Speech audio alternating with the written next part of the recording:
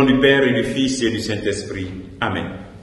Bien-aimés dans le Christ, nous sommes aujourd'hui vendredi 9 octobre. Et la parole de Dieu que notre Mère Église nous propose, extraite de l'évangile de Luc, chapitre 11, versets 15 à 26. En ce temps-là, comme Jésus avait expulsé un démon, certains dirent, c'est par Belzéboul, le chef des démons, qu'il expulse les démons. D'autres, pour le mettre à l'épreuve, cherchaient à obtenir de lui un signe venant du ciel. Jésus connaissait leurs pensées, leur dit, tout royaume divisé contre lui-même devient désert.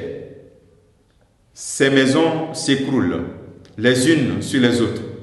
Si Satan, lui aussi, est divisé contre lui-même, comment son royaume tiendra-t-il? Vous dites en effet que c'est par Belzéboul que j'expulse les démons. Mais si c'est par Belzéboul que j'expulse les démons, que je les expulse, vos disciples, par qui les expulsent-ils? Dès lors, ils seront eux-mêmes vos juges. En revanche, si c'est par le doigt de Dieu que j'expulse les démons, c'est donc que le règne de Dieu est venu jusqu'à vous.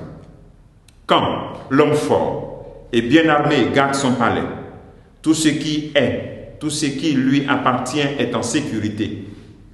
Mais si un plus fort survient et triomphe de lui, il lui enlève son armement auquel il se fiait et il distribue tous ce dont il a dépouillé. Celui qui n'est pas avec moi est contre moi. Celui qui ne rassemble pas avec moi disperse.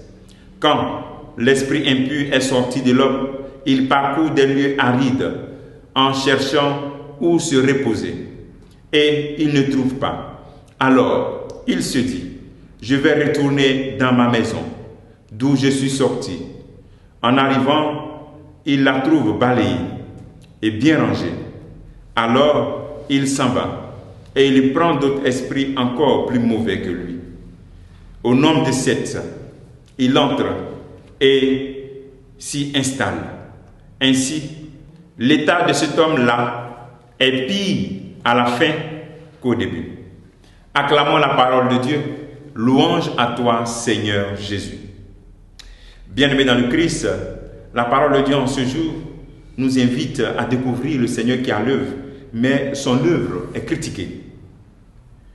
Il fait du bien, il délivre les gens, mais on dit non, c'est à cause du démon, c'est par le démon qu'il le fait. Donc il clarifie cela en disant comment un royaume peut se révolter contre un propre royaume.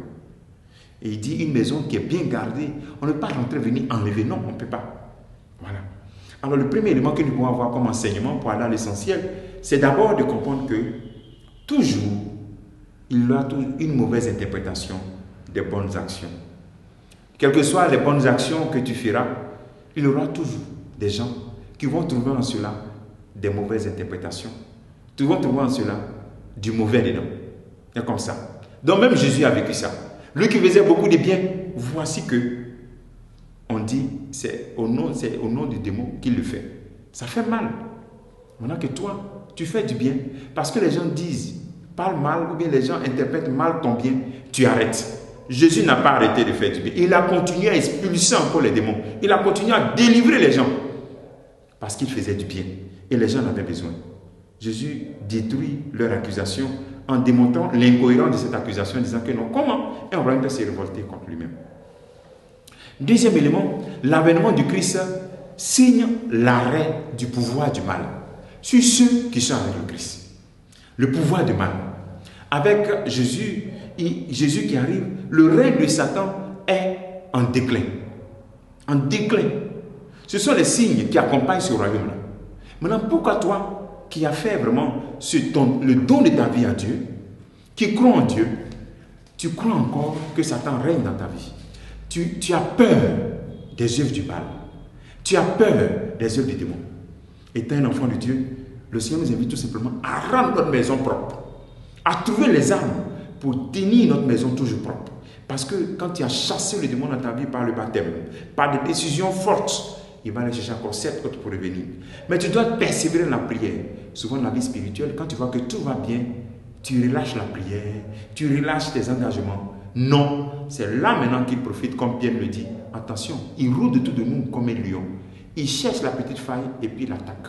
C'est pour cela qu'il faut rester toujours vigilant, savoir que nous sommes victorieux contre le mal, mais en même temps, avoir cette disposition de prière, de confession, d'humilité, pour demeurer toujours dans la grâce de Dieu.